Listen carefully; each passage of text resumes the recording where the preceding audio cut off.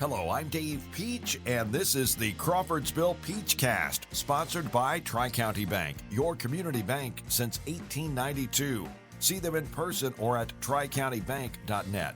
Tri-County Bank, member FDIC, and equal housing lender.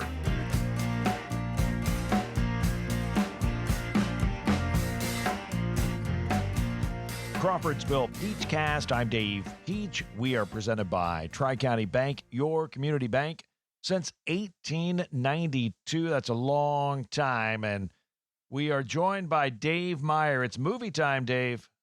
Dave, I'm excited to be back. Good day to you, sir. We are also presented by or sponsored by Central Indiana Rubber Products. And we say...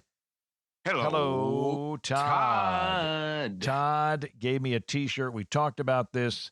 Perhaps very generous, Dave. Generous of Todd. Perhaps maybe we could do a co-pro and get a little Crawfordsville Peachcast on the T-shirt in a kind of one of those partnership deals that you see. A little co-promotion, little branding there, Dave. Couple of things. Now, if you find things that you want to point out. That's acceptable. Okay. Okay. If something happens now, so I'm going to the grocery store Wednesday and buying shaving cream and razors. Do you want to know what else I bought? I mean, I could give you the whole list, but I'm coming out of the grocery store, and a guy is cranking "Addicted to Love." Ooh, Robert Palmer. I think of a lot of things when I hear that song. I think of a very well-dressed man. It seemed like he was always around the same age. Like he first arrived on the scene mid-50s, looking dapper with an extraordinary looking video band. Yeah. And I wonder in 2023 on October 24. What motivates you to turn up a song that's 40 years old and just crank it out? I mean, I could see a contemporary song, but I mean, I looked at him, I go, "What? That song is you're cranking that up? Like you just heard it? You just discovered it? I mean." Because that guitar, I think about that. I think of like, one of the old like concert announcements with Billy Moore, Robert Palmer, "Addicted to Love." You do that well. I mean, I when I'm cranking up the soundtrack to Pippin, there's a reason behind that. Yeah, a different kind of energy. I think a little lighter. In nature, maybe. I don't know if your addicted to love person is happy or needing and to express some loud physical expressions. I wonder about that. But I mean, if you think about it, Dave, you never know what the people around you in those vehicles are listening to. Ever. You never know. I mean, it's almost like hey, I just wonder, what are you listening to right now? I'm just curious. It's either rap or Rupert Holmes is what I figure. What are you listening to? And you don't know. And so like you're turning your music up, I guess, in hopes that someone nearby hears that song and says, "Hey, why don't we be friends because we like the same music?" Is that the deal? It's a theory. I don't. It's an aggressive kind of promotion. I like quasi classic rock songs from the 80s too. I mean, there's how many? How loud can Let's you go hear to the the Blue guitar Cactus parts from Life in the Fast Lane, Dave? I mean, it's gonna be. Yeah. No, I don't know. You end it. You end it. I always end it. You end. Well, Dave, I just love these kind of spontaneous, conversations that we have that begin with your shaving needs. That is, yeah. Oh boy, I thought of some great lines, but we will move on. Now, recently there was a contest here in Crawfordsville called Name That Tune. Okay. And what they I've heard versions of that throughout time. So I hope this wasn't a copywritten version, just the local Name That Tune. Yeah, it was to benefit the Montgomery County Leadership Academy. And I thought, since we run a Yacht Rock show, and I'm all about Yacht Rock, and I think it's pretty You're prominent. The captain, Dave. I think it's pretty prominent in everybody's mind. I mean, everybody's thinking about Christopher Cross and Kenny Loggins and Michael Macdonald and all this. So I thought, well, let's have the station sponsor a Yacht Rock round at Name That Tune. Okay. Now, I put together 10 songs because that's what the format is. Okay. And I thought I was being rather easy on them. Ooh. But Dave, it's hard. Your years of experience and love for the genre have put you more into a more critical expertise category in the Yacht Rock selector of music.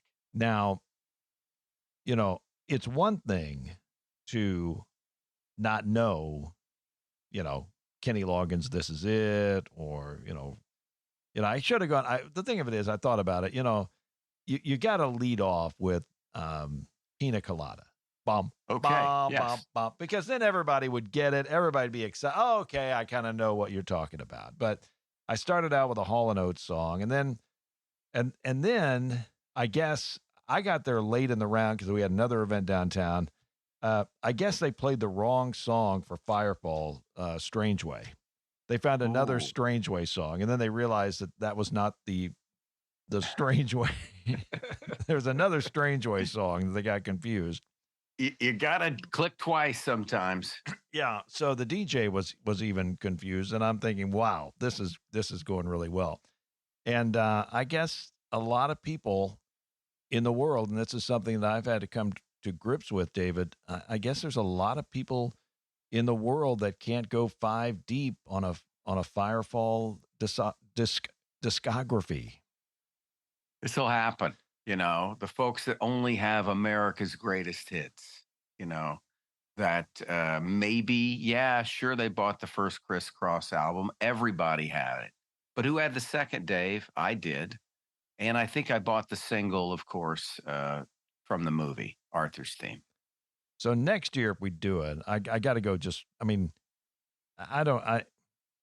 I do it again? I guess, it's one of those things that you think it's picking up steam. And I think for a certain segment of our audience or American people, it is.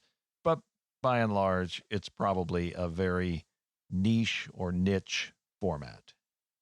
It could be, but on the demo side of things, I gotta say, that's a demo that is connected to the Boomers, right? And the Boomers are a pretty substantial size-wise demo. So I think the Yacht Rock thing still has some upward trend, I would say. I keep waiting for it to explode.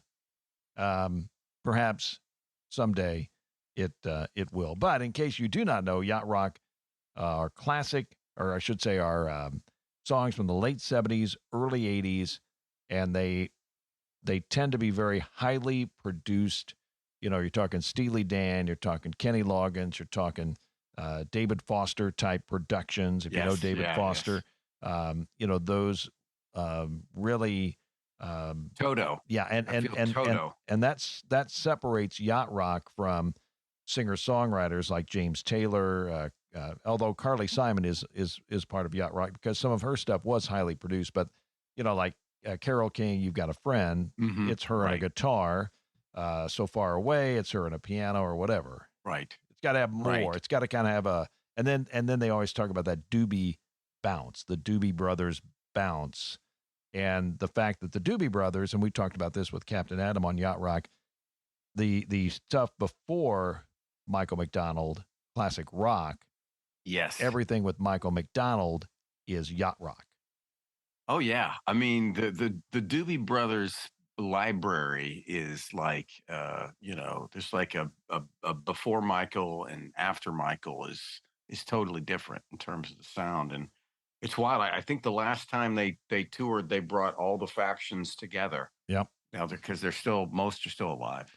I was able to see that, Michael Macdonald and the Doobie Brothers.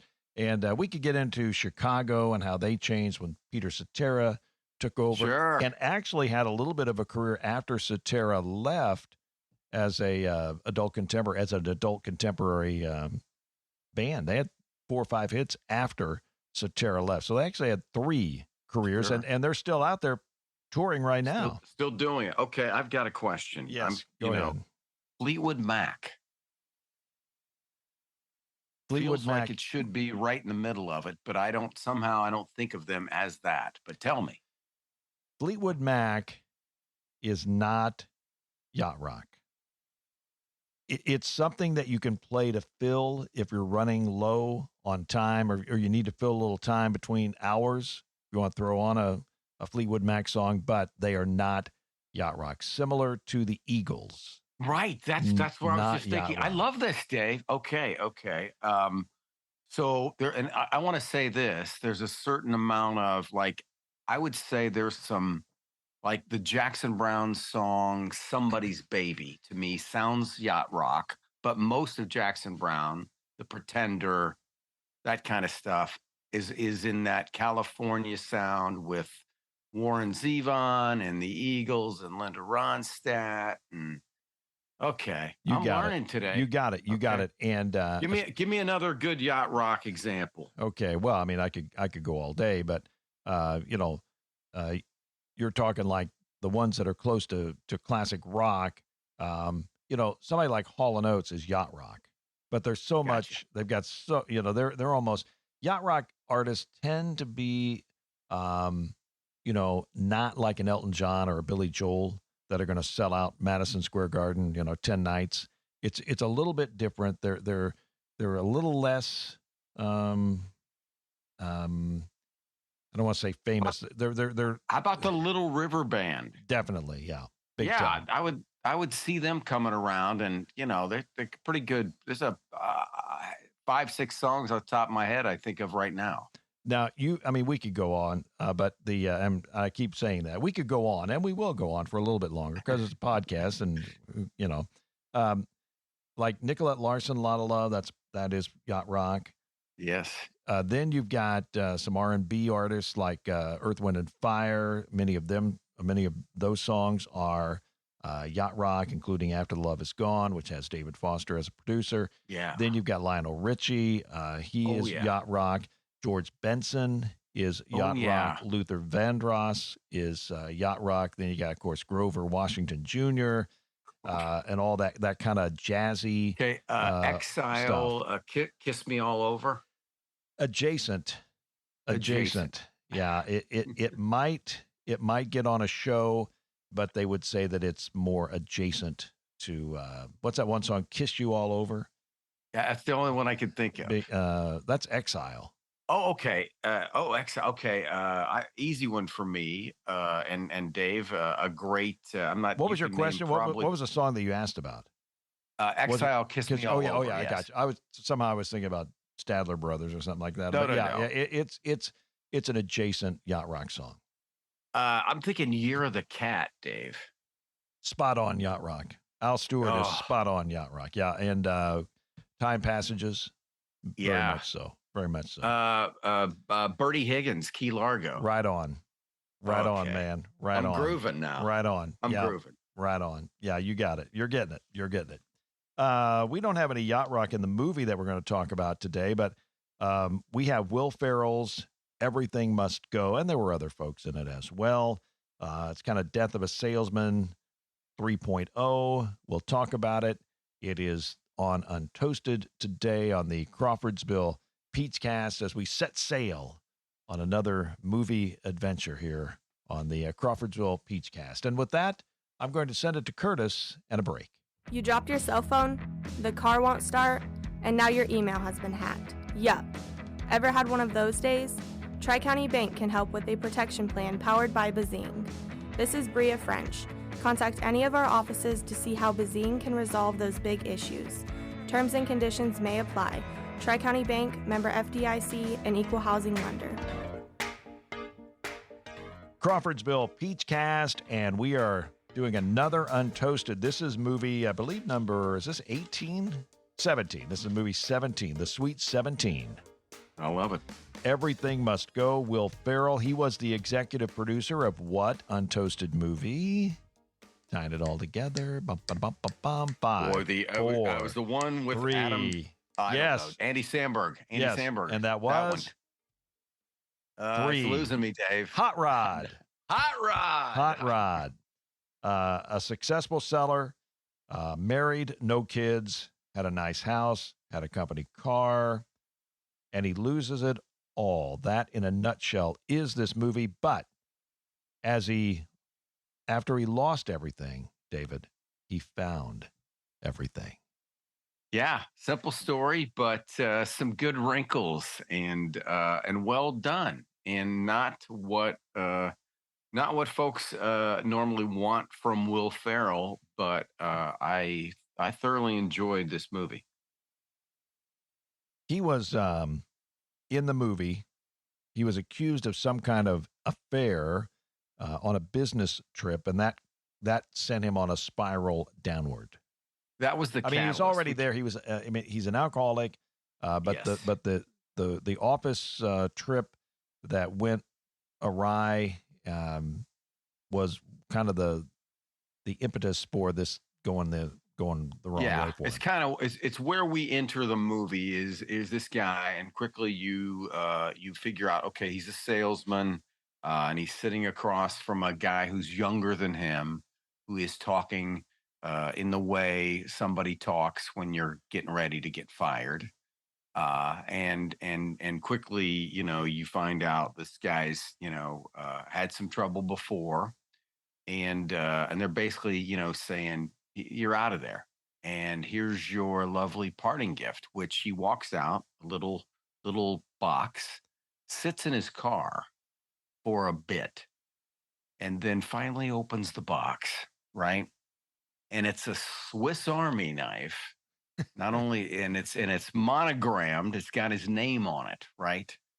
Brand new little Swiss Army knife. And he, of course, opens it up to the scissors and gets the thought, jumps out of the car, goes over, basically sticks it in the tire of the guy that just fired him. And then freezes because some people are walking out of the building at that time. Somehow forgets in this state of mind that his name is on the knife that he left jammed in that tire. So he was already fired. So he thinks at this point, of course, that what does he have to lose? So he does that. He takes the company car home, and then it gets worse. It certainly does. He finds that his wife has kicked him out of the house. Now, we never see the wife. Is that correct?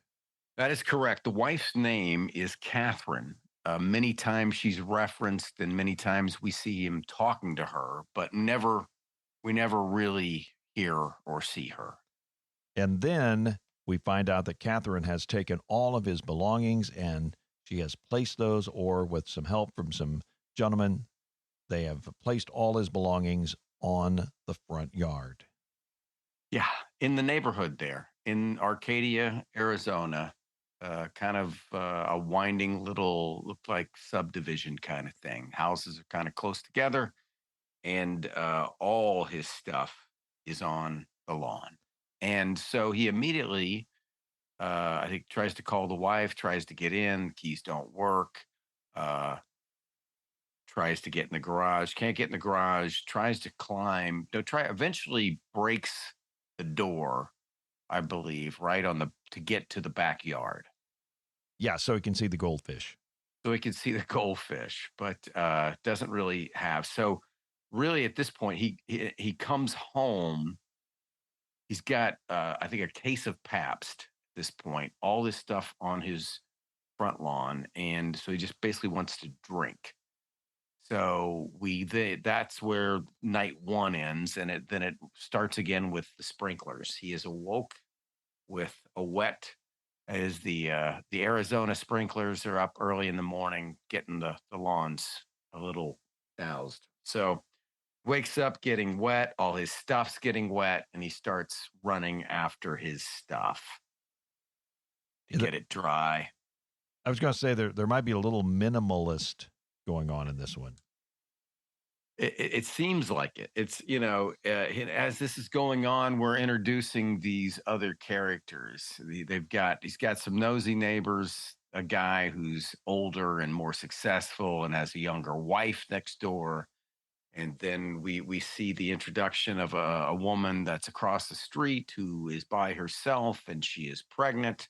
And there's this kid, Kenny, young African American kid who is kind of the most sane, consistently sane character in the movie, and kind of and funny and smart. But he basically ends up being kind of the cohort to Will Ferrell's progress through this movie in a different sort of way. But basically, he knows he's screwed, and he doesn't know what to do, and he tries to minimalize in his rationalizations. And at one point, then the police show up, right? And they're basically saying, you can't. We've gotten reports of complaints of someone living in their front yard, was the terminology. So they're going to arrest him, and he says, you can't, or don't arrest me, call Detective Frank, which we learn was his AA sponsor. And so we learn that Nick had 6 months of continuous sobriety before he went to Denver and fell off, and whatever happened that preceded him being fired. So from there, you're like, okay, so there's a little bit more to this guy, but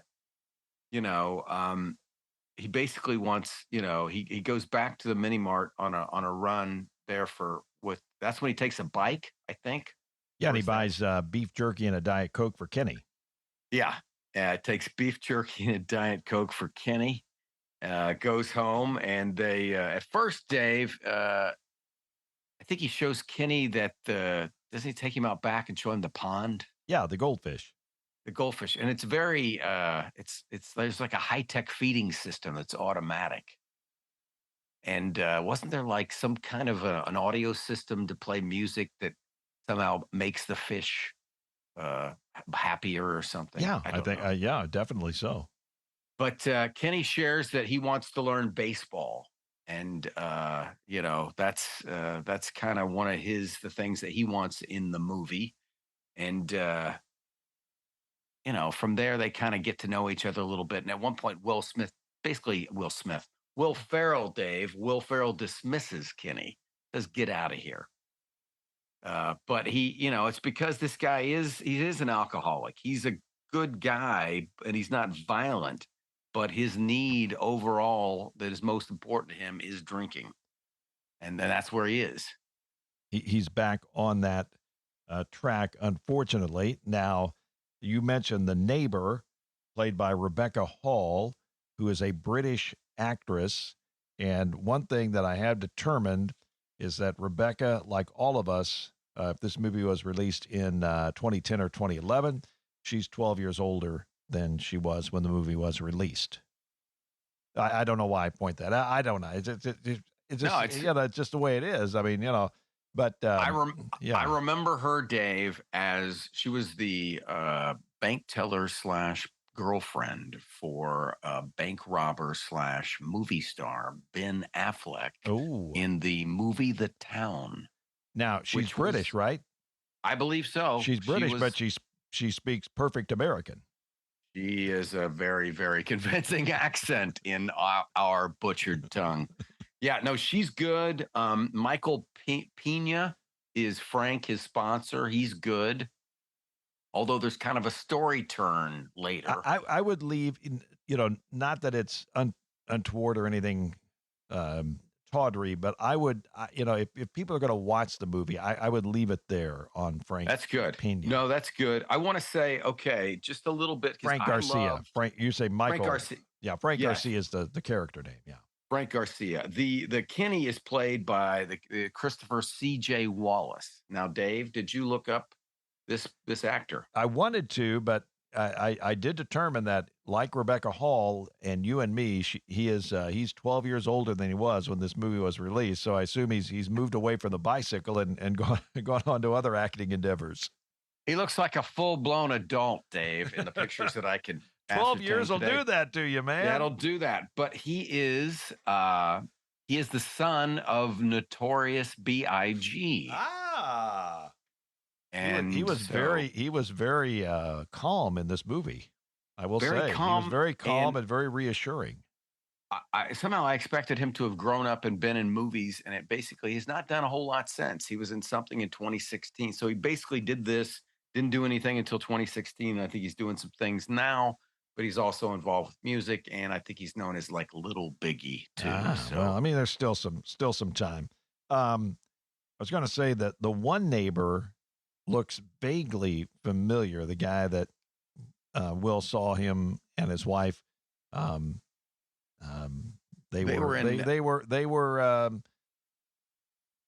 were. Let's just say I'll leave it. It could at have that. been around Halloween. Let's go with this. Will saw him and his wife. He kind of did a little peeping Tom deal going on. So we'll just leave it at that. You can watch the movie. That's good. Stephen Root is the actor, most recently with... he's in News Radio. Yeah, absolutely. Okay. Yeah, put on a little Stephen weight. Root. Yeah. Oh, well, it's been a couple of years. No, the guy is character actor, been in a ton of different movies, a lot of Coen Brothers movies. A good guy that you see in stuff and go, oh, yeah, I know that guy. Now, the Coen brother, is that the Coen that's married to the lady that was in Hot Rod? Fisher? Or is that a different? Am I that's Sasha Cohen, right? Sacha Baron Cohen. I'm getting my Coens mixed up. Okay. Yes. This is the Oh Brother, Where Art Thou? Okay. And, I got it. No Country for Old Men. I did connect those two. The Fisher lady from Hot Rod, she was Australian. And with the, I guess, what would you call it? A U.S. accent? I don't know how you would. I mean, you call it a British accent. Convincing. Call it a 48. I mean, and there's different accents among the 48. You go down to Tennessee, you go down to Texas. Don't go down to Texas. So you go. I don't know. Here in Indiana, I don't know if we have an accent. Chicago, Minnesota, Philly, and all that. So, Boston. But she I would say. Anyway, they both did very well by convincing us they were in this role. They were to convince us that they lived in the United States of America and Arizona, which is kind of a melting pot, I'd say. And the other kind of big name or definitely recognizable face that popped in this movie. Oh yes, it was Laura Dern. LD baby. So, and it's the premise of that is while he's on his front lawn going through his stuff, he sees that she signed his yearbook saying that he was a diamond in the rough and left her phone number. So being the drunk that he was at the time, he calls the number, talks to her mother, gets her address, and then stalks her on his bike and goes to her home. But it was a cute little scene where basically he's trying to find out who he really is, and she's trying to be nice to him, and it kind of, I think, helps him. I mean, some part of you at the end of the movie, you hope that he finds her again, right? Yeah.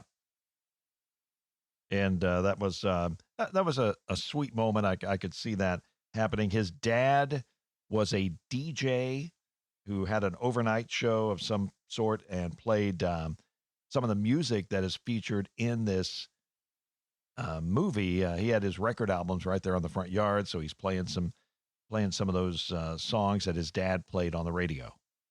Yeah, there's kind of a nice scene where he, some of this stuff is like at first he couldn't get in, but he's definitely got some extension cords among all the stuff he's in the yard because he's plugging a lot of stuff in. Kenny's got him set up, man. Yeah, Kenny's got him wired. Yeah, it's all Kenny. And so he's watching. The old projector was kind of an introspective time. You get a little bit of his backstory with his dad. And he's kind of, again, he's trying to find out who he is and what he's supposed to be. He's not necessarily a bad guy, but he's not a guy that's been doing good things. And he knows it. And this movie, there's some big moments in the movie. We don't want to give away the whole movie because we really think that you ought to watch this movie. It was not a big success, but it's just something that made me think about life in general and, what he was going up against. But there's some big moments. Samantha, her life is summarized by Will Ferrell. Kenny helps him out along the way. Again, we'll leave out the Frank Garcia part. And then ultimately he wins the battle against his addiction. Yeah. Which you kind of knew. Did I let the cat out of the bag on that one? I mean, you know that, in all likelihood, he's going to win that. He did. And the thing of it is, though, in the movie, he won at that moment. You don't know in the moments after the movie is over, did this character keep it going? But for one shining moment, he did win. And it's good because one of the big plot twists that involves kind of, where you see his progress to be is that there's a moment where there's some, kind of serenity post this huge yard sale, and he takes the neighbor, Rebecca, and Kenny, and they go eat. And while he's in the restroom at the restaurant, his old boss is in there, right? And his old boss, being kind of the type of character that he is, he brought a full beer, his beer, into the bathroom, which, Dave, is a faux pas. I try not to bring food into a bathroom or beverage. In general, no food or beverage in the gunny is kind of a thing. So basically, while he's in the restroom and runs into Nick, he lets on that the person that basically got Nick fired, they found out that had done this in other places and was not telling the truth, and basically says, if you wouldn't have flattened my tire with the knife that had your name on it, you might have not lost your job. And then he walks out and leaves his beer. So basically, he just upended Will Ferrell big time. And you see, okay, what's he going to do? And he picks up the beer and he walks out to the bar and he finds him. And he sets it in front of him and says, yeah, I think you left that in the bathroom. There you go. Well, what does it mean, Dave? What does the movie mean? I think it means that you have to, at some point in your existence, everybody's going to go through something, and it can be something that can take you down to a really, really bad place. He definitely had bottom. He had a few bottoms that he showed in this movie. And you get enough backstory to know that he had been down this road for a long time. So I'd say whatever you're going through, as long as you are willing to be open to other, because he got inspiration and help from a wide variety of people and places. So if you don't give up and you stay open, anything's possible. And this is, it's a simple story, well told. I think some people maybe wanted a bigger ending. I did, but I don't think it diminishes from the depth of the movie. Is it a drama? Yes, it's a drama, but I don't think it's a dramatic movie. It is a drama because it's about real life, but it doesn't go out of its way to call attention to the drama, I would say. It's not a comedy. Not a comedy, but there are some good lines and funny moments. There's at one point where Nick gives the money to Kenny after the sale and says, Kenny says, "Oh, this is a lot." And he goes, "Well, basically, I was stealing from you to buy beer. So I included the. I'm still trying to figure out how that worked, but it sounded good at the time. Yeah, but it was a good line, and there are a few other lines that are in the movie. It's not a funny movie if you're used to looking at Will Ferrell and getting ready to laugh, which is the way most people are, I included. You got to kind of park that Will Ferrell institutional memory a little bit and get into this character because he's a good actor, and I hope or I wish he will still do some stuff like this. Yeah, this movie definitely had me from the beginning. I wrote down some inappropriate things that I was thinking about doing after watching this movie. They will not make it on the podcast, ladies and gentlemen, boys and girls. Let's see, what can I read here? I will play some records. I wish I could have a meaningful yard sale. And I'll read this one. I almost wish my cell phone service would be canceled so I could dramatically slam it on the ground. I mean, and I think the flip phone is better. I mean, I think if you got an Android, not quite as dramatic, but that flip phone with the two parts flying in the air, perfect for slamming. So good. Yeah, you might, a good iPhone, yeah, you're going to crack it, but you may not, you may not do enough damage. No, it's got to break in two. I mean, it really does to have maximum impact. So in 2010, or this movie was filmed, in 08, 09, whatever, many more flip phones were out there. We are going to recap. Actually, we're gonna take a break. We're going to be back, go over a little bit of the soundtrack and some other matters here on the Crawfordsville Peachcast. But again, that is the 2010 or 2011 movie Will Ferrell's Everything Must Go on Untoasted.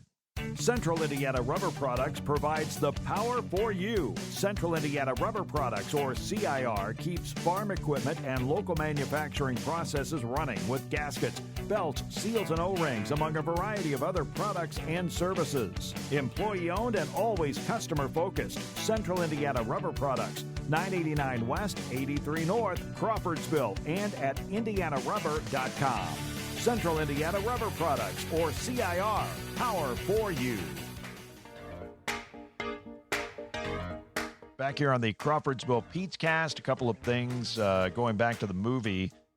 Dave, I know that we went over Seals and Crofts last time on the Peachcast, and your knowledge of Seals and Crofts, didn't really impress. And it was bad. I thought, kind of getting back to our Yacht Rock thing. I mean, I'm not going to hold that against you.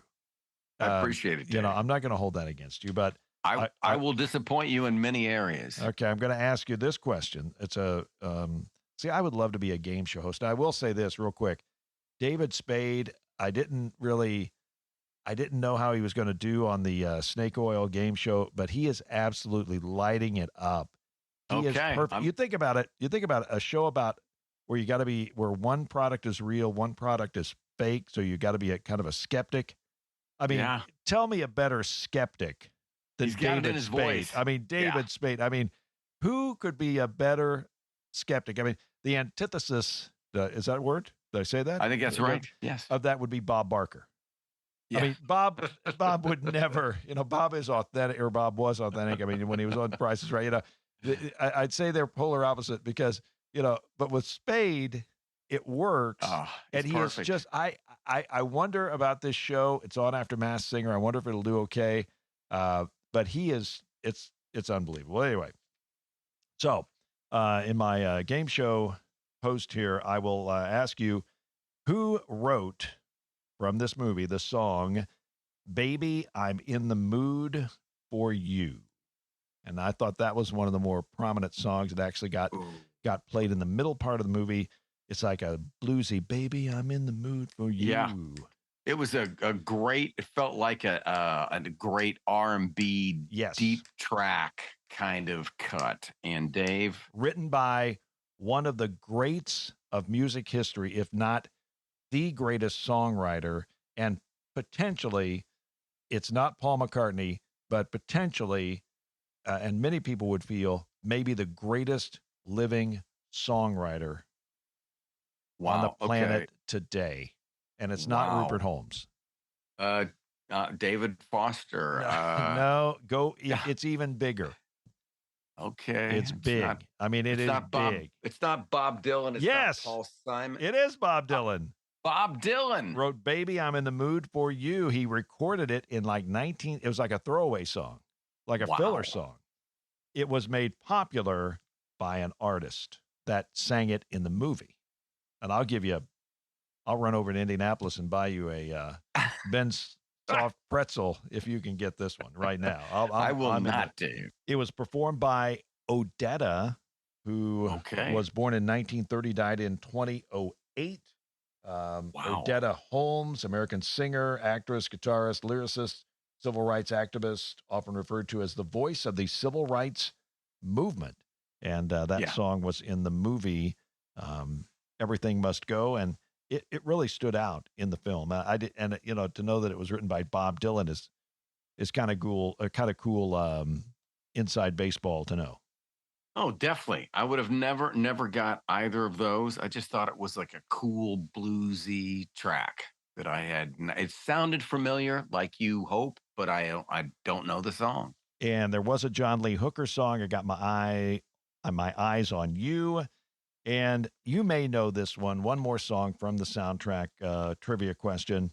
Before the next teardrop falls, who performed that song? Before the next teardrop falls. I believe that would be, and I don't think this is the name he was given at birth, but I believe he was known as Freddie Fender. Yes. Ding, ding, ding, ding, ding. See, you do know. Okay. Now, would they get that on? Would they get that on Name That Tune in Crawfordsville? 43-year-old people, would they know that one? Ooh, it's tough. I mean, I think of Freddie's hair because Freddie had good hair. Yeah, but that's not going to help you on Name That Tune. If I play the song, right. If I give you, would they know who that is? I would. Okay, but I'm not 43. Freddie's other song that I'm thinking about. Wasted Days and Wasted Nights. There you go. That's the one. Okay. I mean, not a one-hit wonder, and those songs are pretty balanced. I mean, that is not Billy Don't Be a that is not was it Billy Don't Be Bo Donaldson and Haywood. That's not Who Do You Think You Are next to Bo Donaldson's what was the song I just said? Billy Don't Be a Hero. Then there's of course with Looking Glass, which is Yacht Rock, Brandy, their follow-up was of course Jimmy Loves Marianne. I say that to say this. When you think about Next Teardrop Falls and Wasted Days and Wasted Nights, those are two pretty balanced songs. Right. He had two. He had more than one. There's a lot of he had others too. I think he did a little country too. Yeah. No, Freddie, those are solid. You hear those songs, you know who you're. I think if maybe one of those might have ended up, I think maybe Tarantino has used Freddie Fender as well. Memorable. If you're going to have two hits, make them memorable. Love talking about Freddie Fender. Love talking about movies. Next up, a movie with Norm Macdonald and the guy that was with Howard Stern for a while. What's his name? Artie Lang. Artie Lang or Artie Lane? Artie Lang. I think Lang. But the movie is Dirty Work. Okay. I recall it, but I definitely didn't see it in the theater. I think I've seen it maybe on the tube. Norm Macdonald, taken a few years back. Norm didn't have a lot of dramatic or even comedic roles. I mean, he was kind of his own character of stand-up and Saturday Night Live, and obviously the talk show panel. He was good at telling stories with Conan and those, he just, and very much his own pace. He did an impersonation. Who did he do? I'm thinking Will Ferrell. He would do Bob Uecker. He would do, but didn't he do Burt Reynolds? Norm Macdonald? Yes, you are correct. That's it. Okay. He would do an overdrawn Burt from like the 90s with a big cowboy hat and a shiny leisure suit. And he would always be chewing gum going, yeah. That's funny. There's a little Mike Ditka in that too, right? Kind of a Ditka Burt Reynolds type combo. Well, David, any final thoughts on the movie that we talked about today? Everything Must Go. A good one. it's basically just a sit down, plug in movie, not expectations. It's a very human story told in a interesting way, and yeah, I think it's a if you got the time, it's a good one to check out, and it's also, if you're a Will Ferrell fan, a good way to see his range. See the range of Will Ferrell. Who knows what he'll do next? And David, always fun to talk to you on Untoasted. Thank you, Dave. This is the Crawfordsville Peachcast. We are presented by Tri-County Bank, your community bank since 1892. Also sponsored by Central Indiana Rubber Products. New episodes every Thursday. You can like, share, and subscribe. We're on Apple and Spotify. Big thank you to Dane up north doing the production, up there media, and Curtis Broadstreet here at the Radio Ranch making it happen. The Crawfordsville Peachcast.